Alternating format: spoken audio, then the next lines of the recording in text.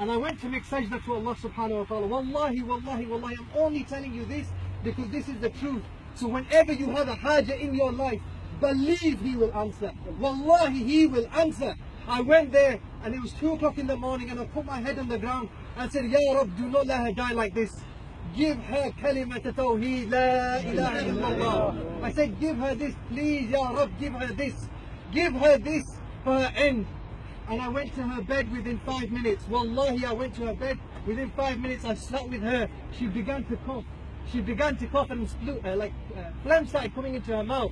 And I helped her clear her mouth. She cleared her mouth. What did she say? She said, La ilaha illallah. And she raised her finger.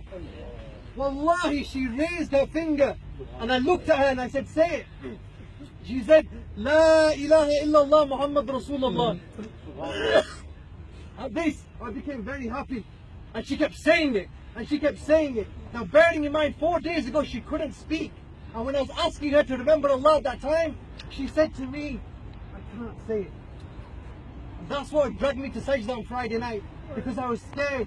I didn't want the greatest asset of my existence, my mother, to pass away without this. And I begged Allah like I never begged Him for anything in my life. She looks at me and then she says, look. So I'm sat in front of her and she looks like 2 feet above my head to the left. And she goes, look, it says it there. She says to me, it says it there. And she could read La ilaha illallah Muhammad Rasulullah in front of her eyes. And she says, look how bright it is, look how nice it is.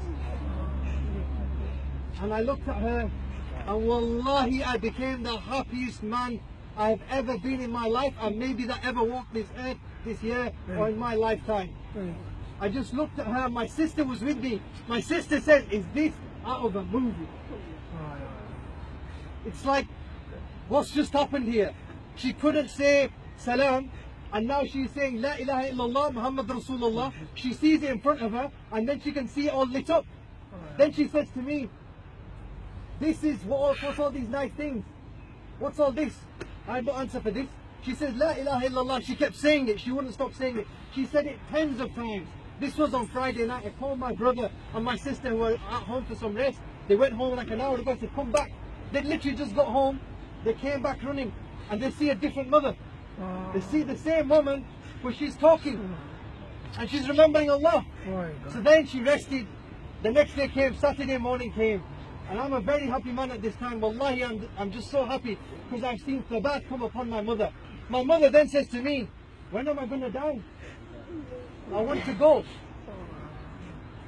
And I says to her, she said to her, hold on, relax, it'll come.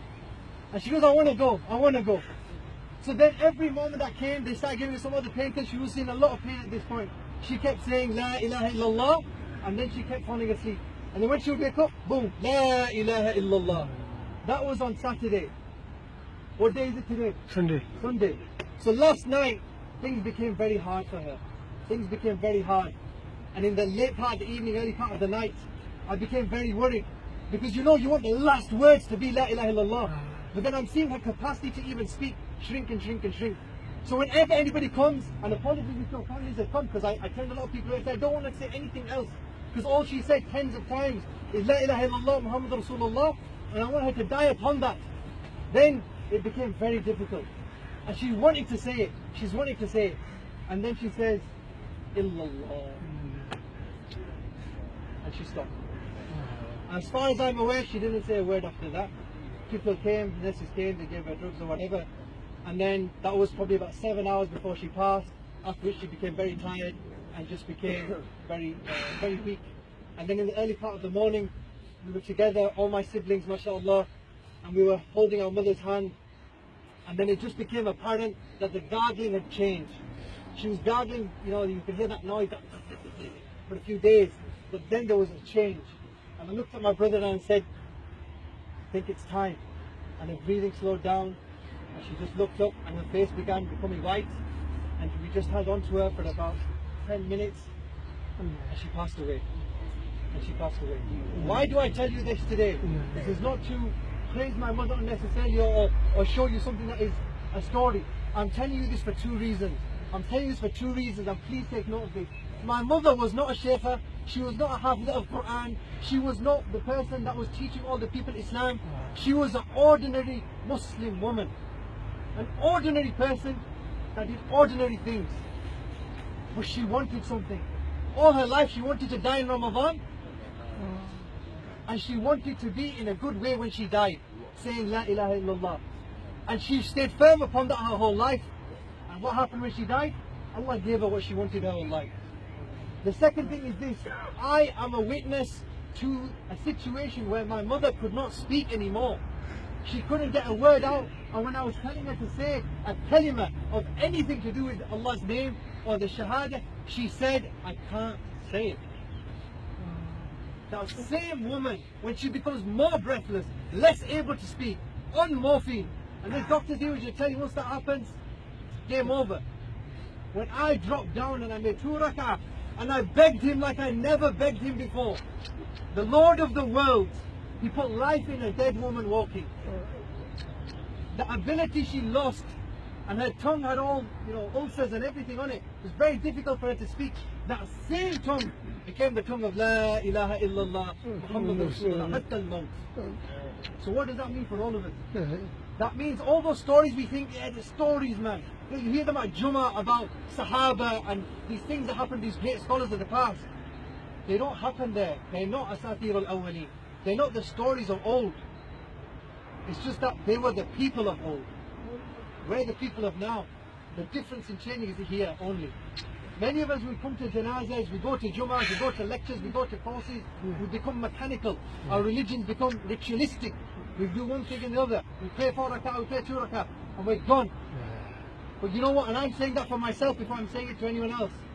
But you know what, when you go back to him, can you ask him, if not, just tell him, I need this, I want this. He don't let you down. So whatever it is that's going on in your life right now, maybe you've got parents that are unwell, maybe your parents have passed away, whatever it is, there's nothing like getting this down. Because I'm telling you, 36 hours ago, she couldn't say a word. And then my family is a witness, that, and even the staff there, this woman would say La ilaha illallah, I would say somewhere between 25 and 40 times before she died. Maybe even 50 times, I don't know. And her last word, as far as I saw, was illallah. So I just wanted to share this simply because I'm sure a lot of you are going through similar trials as me. Parents that are sick, family members that are sick, things that are going on at home. Sometimes you just can't think where the solution is. And the reality is, it's right here in front of you. It's the same thing that's got you fasting today, and it's the same thing that will save you from Jahannam. So I just wanted to share that with you. Apologies I kept you here in the rain, but inshallah this is a benefit for you, and you can share it with other people. I'd say you met the guy, you buried the woman yourself. This is the God's honest truth. And I genuinely do apologize for keep getting you wet out here, but inshallah is our benefit. Please forgive us. Please, apologies for myself and my family for this, but please do inshallah reflect upon this. Inshallah all those trials you've got going in your life, bring it back to where it all is going to get solved, which is La ilaha illallah Muhammad Rasulullah. Brothers, we are going to be at the Faith Centre for anybody that wants to give their condolences. And if your families wish to come, they can. I think there's some sisters there at my house. I would say this, my mum, she was a simple woman, right? And she was the daughter of a simple man. And her religion was very simple. So we're not into long drawn out visits, stones, beads, jewels and all this stuff. We're quite simple people, right? And that's how religion is. So please don't take offense if you come and there's not a lot of things laid out and all those kind of things. We just don't do it. It's always too have you if you want, I don't know. But that's how we are. But you're more than welcome to please visit me and my family anytime at my home. Or if you wish to pay a condolence to my family, we'll be at the Faith Centre now until this evening. And there will be iftar there, so if you wish to break your fast with us, inshallah this will be a great blessing. And inshallah there will be some reward for my mother who is unable to fast today. But inshallah she can take a part of every single person's fast here. So please do me that privilege. Give her a little bit of your fast. She's had a tough time. She's returned to Allah subhanahu wa ta'ala in the most blessed way. So inshallah be part of that story. Jazakallah khair. Apologies again for getting you wet. And thank you.